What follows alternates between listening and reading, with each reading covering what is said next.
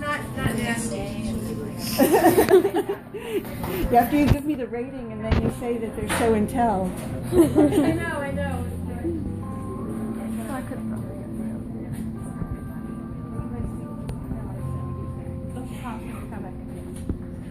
Now, to start, I would like to offer at this time some solid physical evidence of sociological and linguistic interest. This is, sorry, I'm not used to show and tell. This is my 1969 Our Lady Queen of Martyrs yearbook. Here's the Queen of Martyrs, and this Reverend Monsignor. And here is Thomas Melnick. Take a note of Thomas. And here is my Our Lady Queen of Martyrs 1969 autograph album. Does anyone remember autograph albums? Did you have autograph albums? Okay, so here is Thomas Melnick's memories to me that he wanted me to remember for the rest of our lives. Dear Mary Ellen, roses are red, violets are green, you have a figure like a washing machine.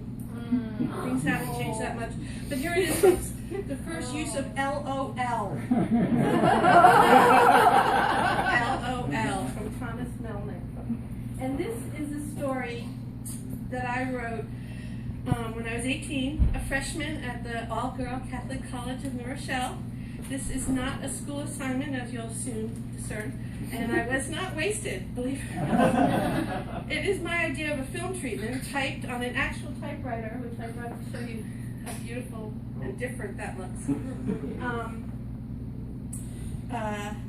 And the honest part is, I didn't make any changes to something that I wrote 40 years ago, because I really wanted to. Ganglia. It was a very long time from now. A young girl is being tested to enter a city, examined from head to toe. But here, there are no examination tables or doctor's office.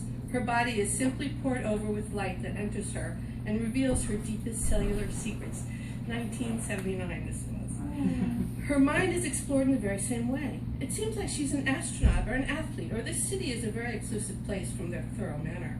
They ask her many questions from personal history to life philosophy. The future is a sane place, and so is she. With all tests passed, she's allowed to enter the city. Allura arrives. A professional whore, proud of a time-honored profession, she has been invited here because of her reputation. The settings are beautiful, very simple. The future is antiseptic and clean. She undergoes surgery and other techno wonders to maximize her potential. The doctor is a woman, Dr. Awa. They exchange candid conversation about the realities of their businesses. A vague friendship develops, also a vague warning. She encounters a handsome young man named Jay, who seems contemptuous of her. It's been 200 years since whores were anything less than professional women. Allure is at first amused. As she moves her simple belongings into her new living space, she meets a young couple who dwell nearby. They're a lovely couple, often accompanied by another single lonely person. They converse and also give her a vague warning that the clients on this planet want more than just pleasure. Her residence is a shrine of sensuality. The room responds to her private fantasies. The four walls have video capacity to create another place responding to her desires. She programs her room to adjust to her. She sleeps. The snake dream. She's bitten. She dies. She's reborn.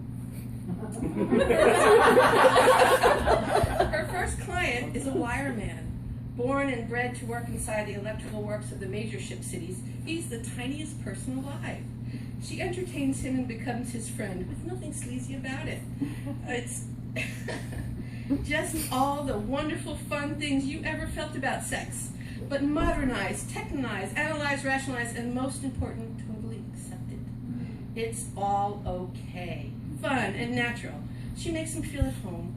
He is with a beautiful woman, and she's going to make love to him. They begin making love, and for him, she becomes very plump and voluptuous. Her breasts grow to encompass his thin little face and body. He comes in an ecstasy of fat happiness. And then he dies. At the moment. Allura is hustled away within seconds to headquarters, tested, questioned, and terrified. Sex in the future only kills poor people. The rich test their horrors carefully. The girl is placed in a pool of truth, a swimming pool that appears to be full of jelly, and it's proved that she did not kill. Dr. Awa vouches for her, and she's allowed to return to service. Her record and the board's blind belief in their own testing system proved to be her salvation. Returning home into her work, she arranges flowers and stones and in the very air around her, praising the goddess of eroticism and beauty, and then prepares herself for the work for which she was born, gradually forgetting the horror that she just killed a man with her pussy. This time, Jay is her first customer. She no longer has the patience she might have had earlier for his old-fashioned disdain. Puritanism was a joke in the modern world. But he is a client, and by the rules of her profession, she had accepted him, and he has clearance to seek her out.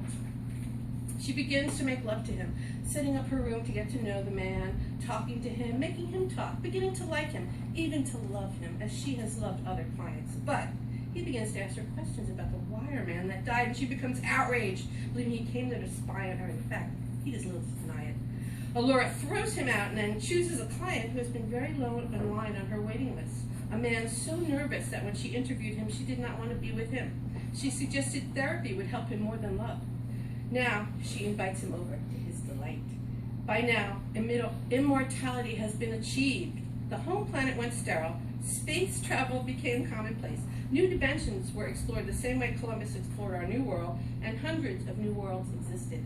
So the humans, who lived when the future was discovered, bred little and traveled far. This man was one of the originals. She did not know that, however, and treated him with the love and fun that she did anyone. His last hours were heaven for him. Yet, at the moment of greatest delight, he too died in her pussy. Now, she was in big shit. Terrified that they would once again have to take responsibility for their own actions as human beings and not trust that their tests could shield them against death, the board orders the girl hunted down and killed. Jay discovers that she had been surgically altered when she arrived in a conspiracy to kill everyone but the originals. Desperate, Jay, with Allura and her neighbors, escape over water. At first, she feels resentful of his anger, but soon she realizes his scorn, masks, and anger at the ultimate power of the system over all their lives. Along the way, they encounter dolphins. They can speak to them and even learn new wisdom from them. They are an ancient life form that has evolved long ago and is content with what they have become, symbols of peace and serenity.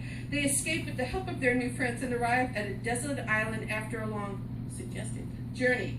They survive. She bears him a child, a fertile beginning for the race.